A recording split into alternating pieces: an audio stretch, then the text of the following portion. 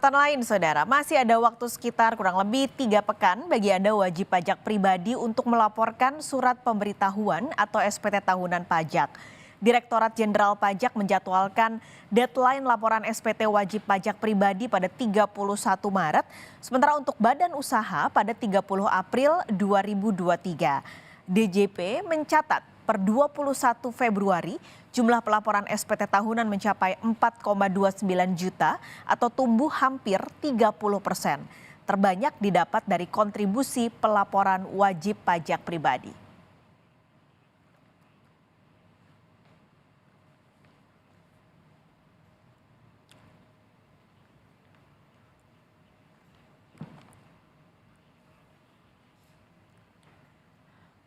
Tak hanya terus mensosialisasikan dan juga mengajak masyarakat untuk lapor SPT tahun ini, Kementerian Keuangan juga terus mengejar target penerimaan pajak sebesar 2.000 triliun rupiah di tengah terpaan kasus gaya hidup mewah pejabat pajak dan juga bea cukai. Adakah strategi anyar yang dilakukan Kementerian Keuangan saat ini? Kita akan berbincang pagi ini bersama staf ahli Menteri Keuangan bidang kepatuhan pajak Yon Arsal. Pak Yon, halo, selamat pagi Pak. Selamat pagi Mbak Riri. Oke, ini di tengah usaha pemerintah nih Pak. Sekarang lagi gencar untuk mengajak masyarakat lapor pajak, tapi juga ada sisi lain adalah target yang cukup besar 2.000 triliun. Betul, Mbak Kita Riri. tidak bisa menutupi kasus yang sedang menerpa sebenarnya Pak. Nah, kira-kira nih adakah nanti perubahan ataupun strategi baru saat ini untuk mengejar target pajak dan juga mensosialisasikan soal SPT ini Pak?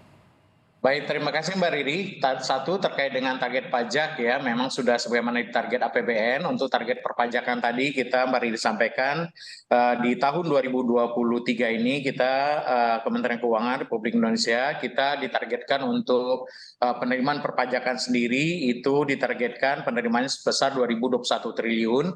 Untuk Direktorat Jenderal Pajak sendiri itu ditargetkan mencapai 1.718 triliun Mbak Riri.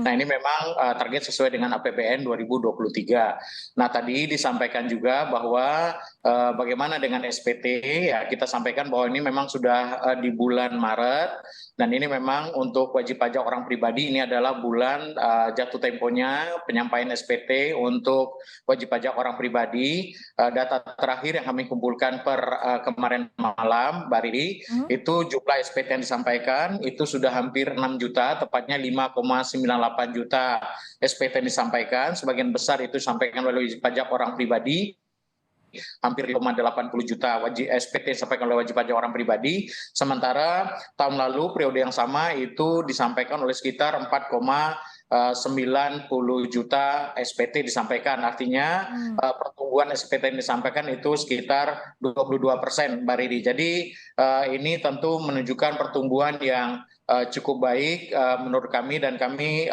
optimis tentunya dilihat dari pertumbuhan yang sangat baik ini kita optimis bahwa target-target baik dari segi pencapaian SPT tahun yang disampaikan ini mudah-mudahan pada tahun ini juga bisa mencapai target yang ditetapkan. Nah sekali lagi tentu kami mengucapkan terima kasih kepada wajib pajak yang sudah menyampaikan SPT tahunan tepat waktu dan kami juga tentunya menghimbau kepada para wajib pajak yang belum menyampaikan SPT tahunannya itu untuk segera menyampaikan SPT tahunan sebelum jatuh tempo. Begitu Mbak Riri. Oke, ini sebenarnya kabar yang cukup gembira karena bisa kita simpulkan masyarakat sekarang sudah mulai aware untuk lapor di awal-awal Pak. Karena biasanya ini suka hang nih kalau deket-deket deadline. Tapi targetnya Betul, untuk SPT ini berapa sih Pak untuk tahun ini pelaporannya? Kalau kita lihat dari wajib pajak yang wajib menyampaikan SPT Mbak Riri, dari jumlah wajib pajak yang kita miliki itu ada sekitar hampir 20 juta wajib pajak Pak, tepatnya 19,07 juta wajib pajak yang wajib menyampaikan SPT Mbak Riri. Jadi itu yang wajib menyampaikan SPT pada tahun ini. Begitu Mbak Riri, baik dari orang pribadi ataupun wajib pajak badan korporasi. Oke, selain SPT yang pada bulan ini akan jadi deadline untuk wajib pajak pribadi, kita sekarang bicara soal target pajak Pak. 2.000 triliun ini naik dari realisasi tahun lalu sekitar 5% ya Pak Yon. Nah, ini gimana? Apakah target pajak tahun ini Kementerian Keuangan cukup optimis mengingat di Januari juga ada pertumbuhan yang cukup besar year on year-nya sekitar 48% ya Pak. Nah bagaimana dengan target ataupun apakah nanti di APBNP akan ada perubahan melihat kondisi-kondisi di 2 bulan awal ini Pak Yon? Alhamdulillah betul Mbak Riri, kalau kita lihat perkembangan penerimaan kita di bulan Januari 2023 ini tentu memberikan sinyal yang sangat baik. Kalau kita lihat perkembangan penerimaan pendapatan negara, pendapatan penerimaan perpajakan sendiri itu mencapai pertumbuhan yang cukup menggembirakan. Hampir 40% pertumbuhannya, tepatnya di angka 38,9% Mbak Riri. Penerimaan pajak sendiri yang dikumpulkan oleh DJP itu pertumbuhannya 48,6%, sementara penerimaan kepabeanan dan cukai itu tumbuh negatif 3,4%. Tapi ini tentu masih banyak tantangan yang harus kita lihat dan kita pertimbangkan melihat kondisi geopolitik, ekonomi, dan harga komoditas yang tentu karena bulan pertama ya Mbak Riri, tentu kita masih tentu sebagaimana disampaikan oleh Ibu Menteri, kita tetap optimis namun tentu tetap perlu mencermati dan waspada terhadap berbagai perkembangan dan kondisi yang mesti harus tetap kita perhatikan dan kita cermati ke depan Mbak Riri. Namun demikian, melihat berbagai perkembangan ekonomi yang terjadi pada tahun 2022 dan kemudian kita cermati juga terjadi pada bulan Januari 2023 ini, kita tentu melihat berbagai sisi optimis tadi. Dan kalau kita cermati juga rilis BPS yang terbit pada tahun 2023 ini, kita melihat tentu sisi optimis tadi muncul karena perekonomian domestik yang sangat kuat dengan pertumbuhan ekonomi kita tahun 2022 kemarin mencapai 5,3%, kemudian pertumbuhan itu tercermin dari hampir seluruh daerah merata, kemudian kita lihat hampir di seluruh sektor, tentu untuk menjadi basis yang kuat bagi perkembangan ekonomi kita di tahun 2023. Nah, kalau karena pertumbuhan penerimaan pajak, perpajakan tentunya tidak terlepas dari pertumbuhan ekonomi Mbak Riri.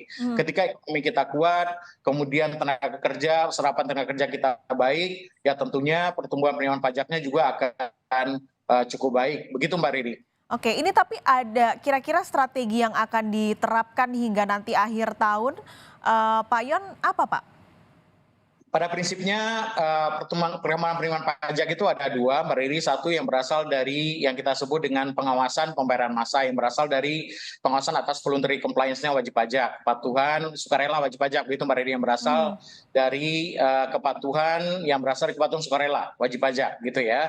Dari kelihatan dari pergerakan harga komoditas, pergerakan dari pergerakan perekonomian yang itu diawasi oleh petugas pajak, petugas kami di lapangan. Yang kedua, yang itu berasal dari kepatuhan materi, itu berasal dari kegiatan pengawasan, berasal dari kegiatan pemeriksaan dan penegakan hukum.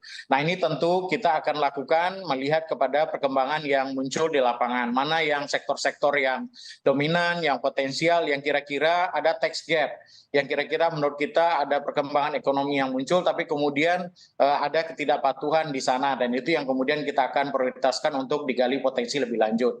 Nah, ini tentu kita melalui, kita saat ini tentu sudah mengembangkan compliance risk management Mbak Riri di tempat kita mempunyai analisis risiko juga, menentukan pemetaan terhadap sektor-sektor, bahkan sampai ke level wajib pajak mana yang menurut analisis kita berpotensi untuk tidak patuh, dan itulah tentu yang berdasarkan analisis ini akan kita tindak lanjuti, dan ini akan kita lakukan juga terus-menerus di tahun 2023. Nah, di samping itu tentu kita juga akan selalu secara konsisten untuk menindaklanjuti implementasi dari Undang-Undang HPP yang sudah kita implementasikan sejak tahun 2022, dan ini tentu juga sudah memberikan dampak yang cukup besar Mbak Riri, baik dari kemarin sudah kita implementasikan kenaikan tarif PPN 1% yang membawa dampak yang sangat signifikan pada penerimaan kita pada tahun 2022. Dapat kami laporkan tahun kemarin kita sudah memberikan dampak penerimaan yang hampir kurang lebih sekitar 60 triliun penaikan tarif PPN 1%, dan alhamdulillah dampak inflasinya juga tidak terlalu signifikan ya, sesuai dengan kajian kita di awal pada waktu itu. Dan ini tentu kita akan teruskan dan kita cermati terus-menerus. Kemudian juga beberapa implementasi dari perpajakan terhadap misalnya PMSE, pedagang melalui saluran elektronik, kripto dan sebagainya juga tentu akan kita terus kembangkan. Demikian Mbak Riri. Ini kan semua sudah disusun dengan sedemikian rupa untuk bisa memenuhi target pada tahun ini. Tapi Pak, ini kemarin sempat ada ajakan untuk boikot pajak begitu. Tapi Pak Yon mungkin bisa memberi gambaran untuk masyarakat. Apa sih sebenarnya resiko ketika target pajak yang sudah ditentukan ini ternyata meleset atau kurang dari target? Apakah mungkin ada dampak kepada pembangunan infrastruktur atau kepada dana bansos begitu Pak? Apa sih sebenarnya dampaknya? Ya, terima kasih Mbak Riri. Ini tentu pertanyaan yang sangat kami tentu berharap ini tidak terjadi. Kalau kita lihat Mbak Riri, kalau bagaimana uang pajak ini sangat berperan dalam pembangunan kita, begitu Mbak Riri ya. Mhm. Kalau kita cermati selama 3 tahun terakhir, ini kalau kita lihat data Mbak Riri, apalagi selama musim PEN kemarin ya, kalau kita lihat penerimaan perpajakan itu sendiri, Mbak Riri, itu kan berkontribusi hampir 77% dari pendapatan negara. Dan penerimaan dari pajak sendiri yang dikumpulkan oleh DJP berkontribusi rata-rata dalam 3 tahun terakhir antara 65-70% dari pendapatan negara. Artinya ini kalau kita lihat apabila penerimaan ini terganggu, tentu dampaknya adalah kepada pembiayaan pembangunan. Selama masa PEN kemarin kita lihat bahwa pemerintah misalnya selama 3 tahun kurun waktu PEN kita 2020, 2021, 2022, selama masa pandemi kita lihat bagaimana pemerintah telah mengalokasikan dana yang cukup banyak untuk penanggulangan pandemi dan pemulihan ekonomi. 2020 pemerintah mengalokasikan 578 triliun untuk penanganan pandemi dan pemulihan ekonomi. 2021 kita mengelola 655 triliun dan di tahun 2022 seiring dengan pemulihan ekonomi kita lihat tapi pemerintah telah masih mengeluarkan hampir 400 triliun. Nah, rata-rata Mbak Ridi kalau kita kemudian terganggu pengeluaran kita karena penerimaan pajak yang kemudian tidak optimal, dapat kita bayangkan bagaimana kemudian juga akan terganggu sisi belanjanya. Nah, kalau kita lihat misalnya Mbak Riri, dari sisi perlindungan sosial misalnya, rata-rata pemerintah selama 4 tahun terakhir itu mengeluarkan tidak kurang dari 400 triliun untuk belanja perlindungan sosial. Untuk kesehatan, pemerintah mengeluarkan tidak kurang dari 200 sampai 300 triliun per tahun. Apalagi dalam masa PEN misalnya untuk kesehatan itu kita 300 triliun di tahun 2021 dan rata-rata di antara 200 sampai 300 triliun. Untuk pendidikan Mbak Riri kita tidak pernah kurang mengeluarkan hampir dari 500 triliun. Tahun 2022 misalnya itu hampir 480 triliun. Begitu juga dengan untuk subsidi BBM. Tahun kemarin adalah tahun tertinggi kita mengeluarkan untuk subsidi dan kompensasi bahan bakar dan yang lain-lain itu kita keluarkan hampir 550 triliun kurang lebih. Jadi Mbak Riri, penerimaan perpajakan adalah salah satu urat nadi sumber utama dari pembiayaan pembangunan. Kalau ini tentu ini banyak hal juga yang tentu tidak dapat dibiayai oleh pembiayaan pembangunan kita tentu juga akan terganggu dan kami tentu tidak berharap ke sana. Dan tentu sebagaimana disampaikan dalam berbagai kesempatan oleh Menteri Keuangan Republik Indonesia bahwa kasus ini tentu akan kita tangani dengan cermat, kasus hukumnya kita serahkan kepada penegak hukum dan secara internal tentu juga kasus ini sebagaimana disampaikan di berbagai kesempatan juga telah diproses sesuai dengan ketentuan yang berlaku. Demikian Mbak Riri. Mudah-mudahan tentu kita di sisi yang satu kita seluruh aparat Kementerian Keuangan khususnya di Direktorat Jenderal Pajak, Direktorat Jenderal Bea dan Cukai, kami berharap tentunya tetap bisa fokus dalam melaksanakan tugas utamanya dalam mengumpulkan penerimaan, dalam melakukan pengawasan, sehingga seluruh tugas dan fungsi tetap berjalan dengan optimal, sehingga tugas utama dalam mengelola, mengadministrasikan penerimaan negara tetap berjalan dengan baik, penerimaan tetap bisa optimal sehingga seluruh kegiatan pembangunan yang sudah direncanakan itu tetap dapat berjalan dengan optimal sehingga kemudian juga seluruh rencana-rencana pembangunan tetap bisa kita laksanakan dengan baik sebagaimana telah dicerminkan atau dituangkan di dalam APBN kita di tahun 2023 dan di tahun-tahun yang akan datang. Demikian. Jadi tetap on the track, tapi tentu penggunaannya benar-benar sesuai dengan penempatan, transparan dan bersih, Pak, supaya masyarakat juga bisa menerima pajak yang ditarik oleh pemerintah untuk masyarakat. Pak Yon, terima kasih pagi ini sudah berbincang di Kompas Bisnis. Sampai ketemu lagi, sehat selalu Pak Yon. Terima kasih Mbak Riri, salam sehat selalu.